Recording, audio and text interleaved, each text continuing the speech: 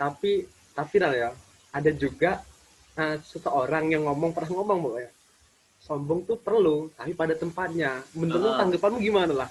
Sombong pada tempatnya. Aku Nal, fosfor ini eh, sudah lama Sport. berarti nggak kumpul. Iya, lama ya, nggak lama sih, berapa bulan Mas Yanti, tapi ya lama menurut saya. Harapan kamu untuk teman-temanmu di Heeh. SMA atau gimana sih? Apa yang kamu inginkan kedepannya lah, jangan sampai lupa atau gimana gitu. Kalau teman-teman bulu tangkis kita ya tetap tiap Ya minggu tentu sering ya. ketemu. Ya itu tadi, ini salah satu contoh teman yang sefrekuensi. Kita punya hobi yang sama, main bulu tangkis, kita lebih intens ketemu. Nah, kayak gitulah, nyari teman yang frekuensi. Apa tadi fosfor ya? Iya, buat fosfor Ya lah fosfor. kalian. Fosfor. Kalau misalnya khusus di kelas kita 3 tahun bersama bareng ya, ya harapannya untuk ke depan tetap ukhuwah Islamiyahnya, kita persaudaraan kita itu harus tetap terjaga gitu loh. Dan kalau aku pribadi, gimana sih caranya biar kita tuh apa ya, beratnya hubungan ikatan itu harus tetap terjaga. Itu salah satu caranya. Kalau aku pribadi nerapin perluas sudut pandang. Kita tuh harus bisa mahamin temen kita gitu. Harus memahami, misalkan Mande, Mande itu kan gitu. Nah itu kan pahamin. Masa kita udah 3 tahun loh kenal sama teman kita masih nggak paham sama kepribadiannya, nggak paham dengan perangainya.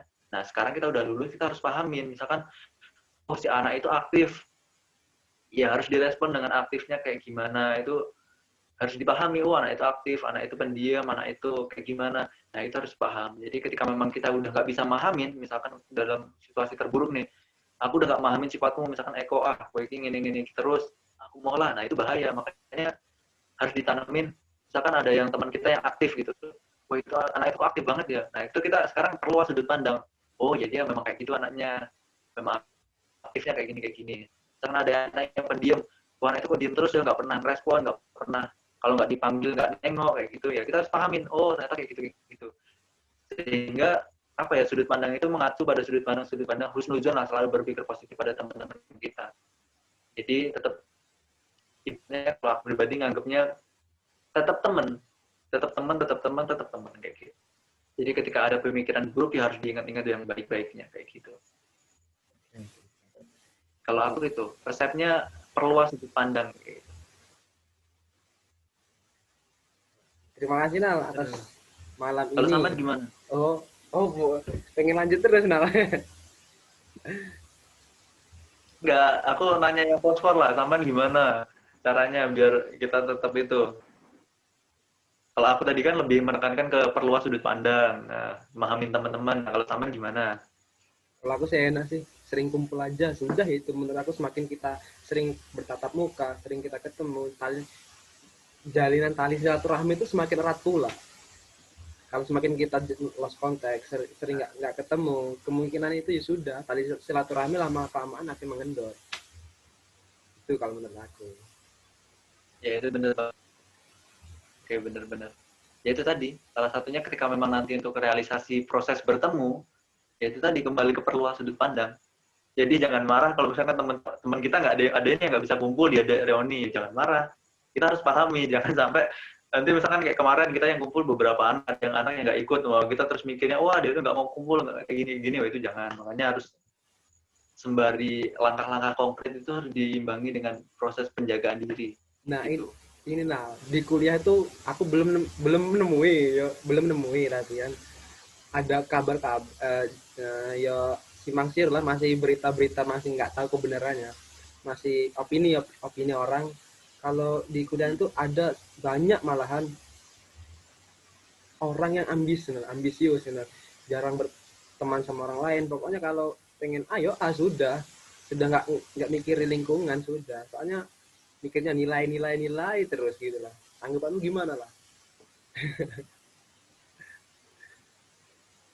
Mahasiswa ambis, oh itu salah satu apa ya, berarti salah satu pandangan di kuliah bagi mahasiswa-mahasiswa yang terlalu obsesi mengejar nilai, katanya mahasiswa ambis sebutannya ya. Iya. Kalau aku pribadi, menurutku itu sih, kenapa kok mahasiswa itu ketika sudah fokus dengan tujuan utamanya, misalkan ada nih mahasiswa ambis belajar semangat kayak gitu, tapi dia tuh ngelupain temen kayak gitu. Biasanya kayak gitu kan yang disebut mahasiswa ambis. Dia Nah, fokus belajar tapi nggak ngajak, atau bahkan misalnya ditanyain mau ulangan nih, biasanya mau ulangan, belajar nggak belajar, padahal malamnya ngebut. Biasanya kayak gitu. Kalau menurutku apa ya, ilmu ilmu itu tuh ketika semakin kita berbagi tentang berbagi ilmu, itu tuh akan semakin memperdalam ilmu kita. Dulu kan Bu Sri pernah bilang kan, misalkan guru pernah nasihatin, punya ilmu itu harus dibagi. Sederhananya, ketika kita berbagi, nah ketika itu kita mengulang kembali ilmu kita gitu. Jadi walaupun kita nggak belajar, misalkan kita malas belajar, tapi kita menyampaikan ke teman, nah itu kan salah satu berbagi ilmu, kita mendapat ilmunya, kita mengulas kembali, dan teman kita dapat dampak positifnya. Nah, ya menurutku itu nggak bener loh ambis itu. Jadi buat mahasiswa-mahasiswa yang ambis ya, tolonglah ya. tolong tuh, Surga itu habis. tolong banget. Surga itu terlalu luas untuk sendiri. Jadi kalau Nah, misalkan pintar kok sendiri, itu akan sulit nanti tetepan. Seorang menteri tanpa ada anggota, seorang presiden tanpa ada kabinet menterinya, ya akan tetap sulit-sulit berjalan sendiri. Jadi ketika kita mau menuju tanah yang lapang, paling tidak kalau mau bermain bola, kita butuh 11 pemain untuk tim dan 11 pemain untuk lawan. Jadi dari seorang striker yang multifungsi itu nggak bisa. Jadi harus tetap butuh yang lain lah, kita berbagi ilmu kayak gitu. nah, Analogi bola, senang bola tuh. ngap, setelah ngomongin bola keinget futsal malahan yang di SMA. Di kelas 1 kita sampai semifinal. Di kelas 2 kita dapat juara, dapat piala.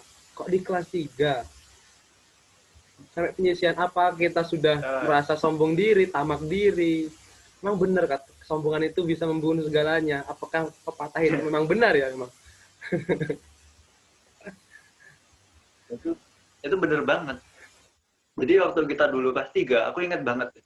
Dulu tuh waktu kita kelas 10, kita tuh masih jaim milih-milih pemain. Jadi yang harus main itu masih jaim. Kamu harus main. Aduh enggak bisa main bola. Biasanya kayak gitu. Kelas 1 dulu kita masih berdebat. Dan kita masih sampai dapat juara semifinal lah ya. Terus kelas 2, kita tuh udah klop gitu, saling menghargai. Oh, kamu di posisi ini ya, aku di sini. Fashion kamu di sini, aku di sini. Main dapat juara 1.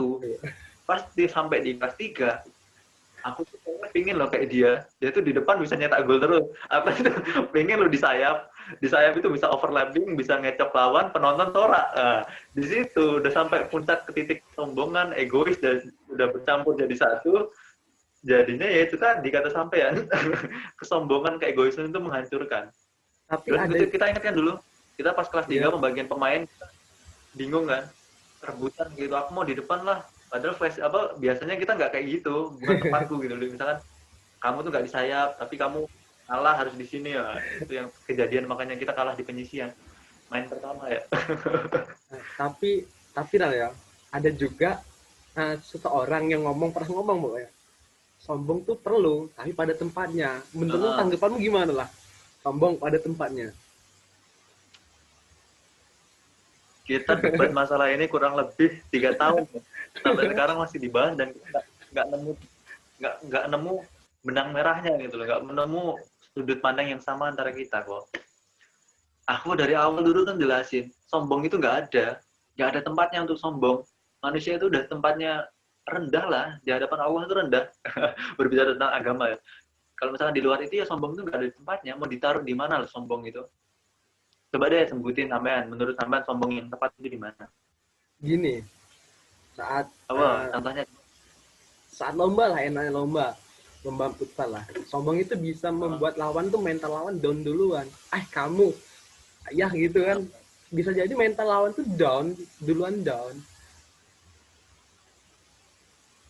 sombong, Dan itu sombong pada tempatnya menurut tuh sampean menurutku itu, gitu loh. nah, kalau menurutku itu benar. Ketika kita menunjukkan percaya diri, lawan itu agak sedikit minder. Nah, kalau menurutku konteks sombong itu harus diganti.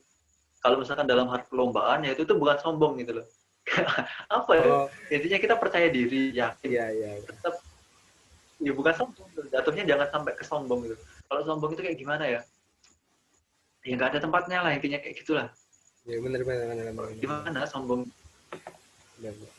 Jadi kalau misalkan contoh sama tadi lomba, misalkan ya paling tidak percaya diri itu penting. Jadi tempat itu bukan disombong tapi lebih percaya diri, motivasinya lebih kayak gitu.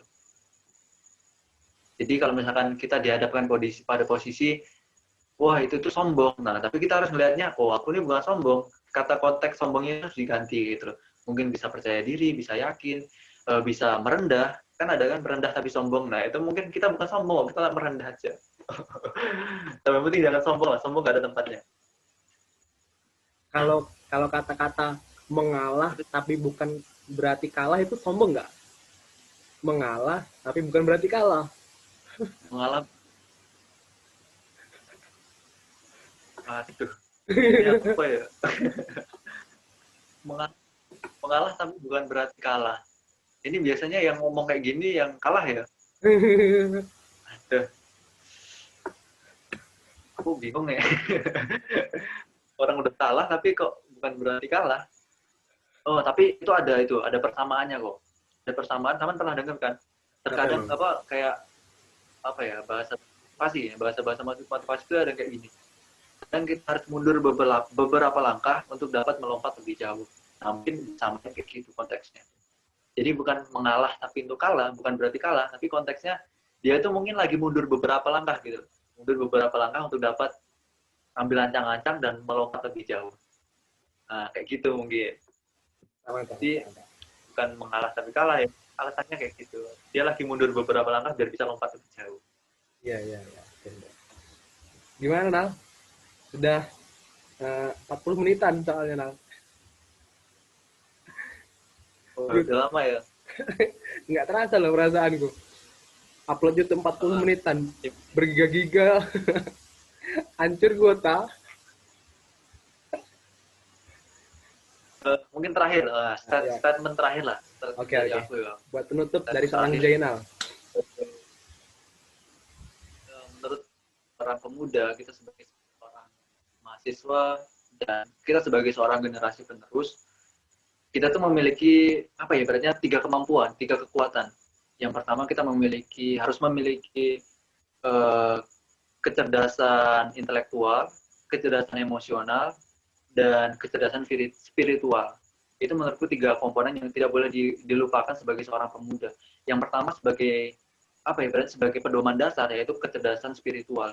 Spiritual itu kan konteks hubungan kita dengan eh, apa ya, pencipta kita lah. Kalau aku pribadi kepada Allah Subhanahu Wa Taala. Jadi hubungan sentral kita kepada Allah itu sebagai dasar kita. Jadi kita sebagai seorang Muslim, sebagai seorang yang memiliki keyakinan agama, kita harus menjadikan itu sebagai pedoman kita agar kedepannya menjadi suatu hal yang baik. Terus yang kedua adalah kecerdasan emosional. Kita sebagai seorang pemuda kita harus memiliki kecerdasan emosional. Dari mana contohnya sebagaimana kita bersikap, sebagaimana kita bersosialisasi, sebagaimana kita menjalankan kewajiban kita dalam hal berpendidikan, itu segala macamnya kita harus dibarengi dengan kondisi-kondisi di mana kita harus mengedepankan kecerdasan emosional kita. Dan itu harus dilatih. Karena nantinya kita akan tetap terjun di masyarakat dan kita akan menjadi bagian dari masyarakat kembali setelah kita selesai menempuh pendidikan. Terus yang terakhir adalah kecerdasan intelektual. Ini yang sekarang sedang kita jalani, jadi sebagai apa ya, ibaratnya senjata kita lah. Setelah kita memiliki dasar, setelah kita memiliki acuan, kita harus belajar yang bersungguh-sungguh. Ilmu yang kita miliki itu sebagai senjata nanti kita berada di masyarakat. Senjata artinya di sini bukan senjata untuk menghabisi masyarakat, bukan untuk menghilangkan atau bukan untuk menunjukkan superior kita, tapi senjata di sini kita gunakan untuk berbagi dengan masyarakat, kita berbagi senjata, kita berbagi ilmu, kita berbagi pengetahuan sehingga masyarakat atau lingkungan yang nantinya akan menjadi muara kita kembali itu dapat menjadi masyarakat yang lebih baik karena dengan pengaruh kita. Karena menurut saya manusia, bukan menurut saya sih, manusia diajarkan bahwasannya manusia yang paling baik adalah manusia yang bermanfaat untuk orang lain. Nah, mungkin dari saya satu pemuda harus memiliki tiga kecerdasan itu tadi. Kecerdasan spiritual, kecerdasan emosional, dan kecerdasan intelektual harus digabungkan dan saling berkaitan. Jangan ada yang ditinggalkan dan dipisahkan. Mungkin dari aku itu kok. Maaf Iya, kalau kepanjangan. nggak apa-apa lah. Durasi panjang nggak apa-apa lah. Yang penting bisa bermanfaat buat orang lain. Terima kasih dari terima kasih Sampai Nak. ya. Ya, Kalau aku, iyalah harus aku juga kan kayak gitu kan.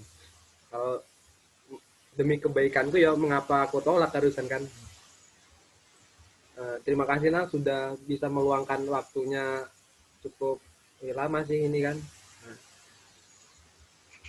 untuk honor maaf nggak ada honor Inal. Sukarela. Iya, apabila dari kami dua ada salah-salah kata, saya minta maaf dan pada Allah saya mohon ampun. Akhiri kata, wassalamualaikum warahmatullahi wabarakatuh. Waalaikumsalam warahmatullahi wabarakatuh. Salam Pramuka. Salam pramuka.